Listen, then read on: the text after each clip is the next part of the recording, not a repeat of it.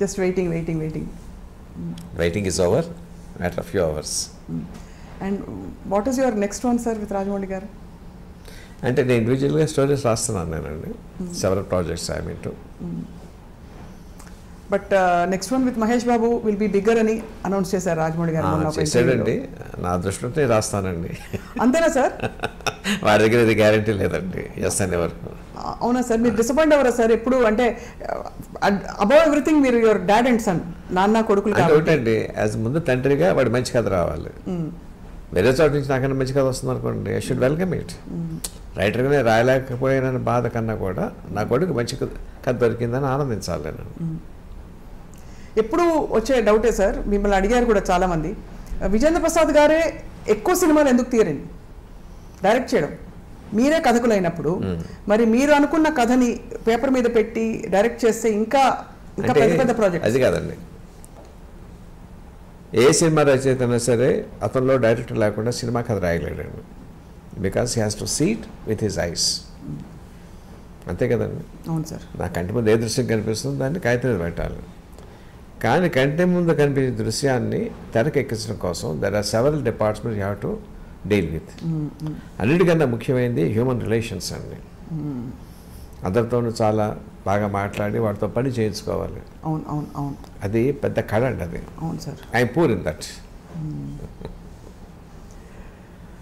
అంటే మీరు పూర్ అని అనుకోగాను సార్, బట్ రాజమౌళి గారికి అది పర్టికులర్ ఇది అని వాడికి చాలా బాగా తెలుసు అండి ఆ కళ.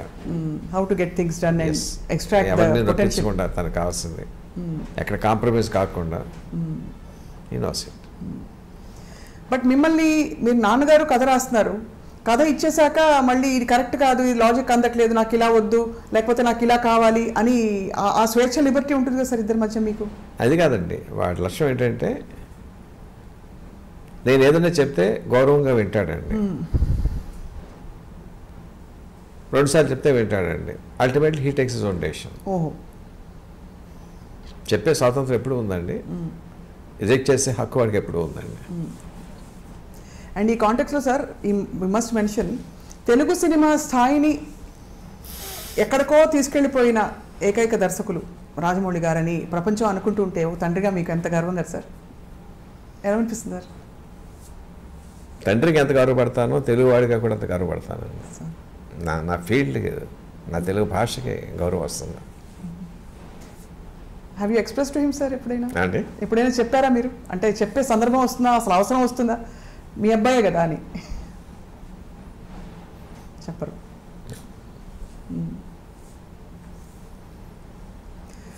But we are all curious sir to see RRR అనే ఒక magnum opus.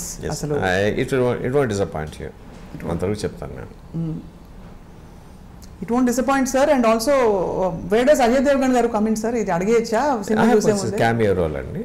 It's a cameo role, very important but cameo role. He is the one who inspires Ram Charan. We are waiting to see more Bajrangi Bhaijans. We are waiting to see more RRR, Bahubali. ఇంకా చెప్పక్కర్లేదు sir వర్షాల. మీ కథలు అలా తెర మీదకి వచ్చి it should also guide the coming generations అని మేము చాలా ఎదురు చూస్తున్నాం సార్ మీ కథల కోసం. ఇందులో ఒక పాయింట్ చెప్పడం మర్చిపోయానండి. సినిమా అంతా అయిపోయిన తర్వాత RR కోసం కంపోజ్ చేశాడు కీరవాడిని, జనని పాట అండి. ఇంటికి వచ్చేసరికి రాయమౌళి గదిలోంచి వినిపిస్తుంది. ఏంట్రా పాట అన్నాను నేను. తీసుకొచ్చి ఇలాగ ఆన్ చేశాడండి. అన్కంట్రోలబుల్గా ఏడుపు వచ్చేసింది నాకండి. అన్కంట్రోలబుల్. ఏమి సందర్భం, పెద్దన్న రికార్డింగ్ కోసం కంపోజ్ చేశాడు కూడా చెప్పలేదు నాకు వాడండి. ఏంటి పాట వినిపిస్తుంది అన్నానంటే తీసుకొచ్చి ఆ ల్యాప్టాప్ ఓపెన్ చేశాడు. I was sobbing shamelessly. నాకు తెలియదండి ఎందుకంత ఇది వచ్చిందో.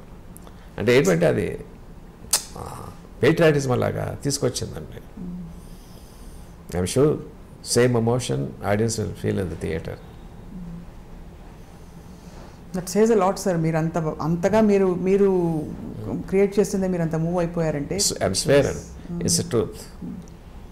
అసలు ఎందుకు చేసాడో నాకు చెప్పలేదన్నాడు. పాట అయిన తర్వాత చెప్పాడు రికార్డింగ్ కోసం పెద్దని చేసాడండి. నా సినిమాలో అని కూడా నాకు తెలియదండి.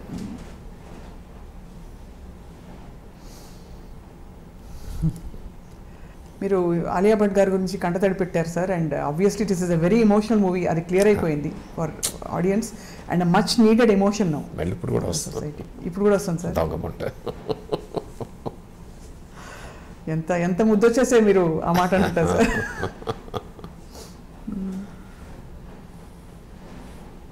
సార్ మీరు దేశభక్తులు అనగానే మీకు గుర్తొచ్చే మొదటి 2 పేర్లు ఎవరు సార్? అంటే జనరల్గా మన దేశంలో దేశభక్తులు లేక అంటే మన హిస్టారికల్ టైంలోకి వెళ్తే ఛత్రపతి శివాజీ, రాణా ప్రతాప్, మహారాజా రంజిత్ సింగ్, ఝాన్సీ లక్ష్మీబాయి, ఎవరి పేరున్నా రోమాంచితం అవుతాయండి. అవునా సార్? అసలు అలా స్పందించగలగడమే గొప్ప ఇది సార్, మీకు అదృష్టం సార్. సో కీరవాణి గారి మ్యూజిక్ అయితే ఇంకా చెప్పక్కర్లేదు మనం.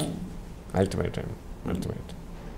సార్ ఇప్పుడు ఆలియా భట్ గారు కాకుండా ఇతర పాత్రధారులు, అంటే ఇప్పుడు ఇద్దరు హీరోలు ఒక హీరోయిన్, బ్రిటిష్ లేడీ ఒక అమ్మాయి ఉందండి, మీరు ట్రైలర్ చూసారు కదా. అవును, తను she is also integral part of the story. And how did you pick characters తెల్లవాళ్ళ కోసం? అంటే బ్రిటిష్ కాలం నాటి అంటే వాడు రూల్ చేస్తున్నప్పుడు వాడు లేకుండా కథ ఎలా ఊహిస్తాం? లేదు అది కాదు సార్. హౌ డిడ్ యూ పిక్ అంటే ఆ నటులు ఎలా దొరికారని, అంటే కాస్టింగ్ రైట్స్ వాళ్ళు తీసుకొస్తారండి. ఆ అమ్మాయి కూడా చాలా బాగుందండి, చాలా హోమ్లీ అండ్ లవ్లీ. ఎప్పుడు చూస్తున్నారు సార్ సినిమా మీరు? రేపండి. రేపేనా ఫస్ట్ షో? ఫస్ట్ షో కాదండి, 11:30కి దొరికిన టికెట్స్. Right sir. మేము కూడా ప్రపంచం అంతా మీతో కలిసి చూస్తుంది సార్. అందులో మరొక విషయం, సాంకేతికంగా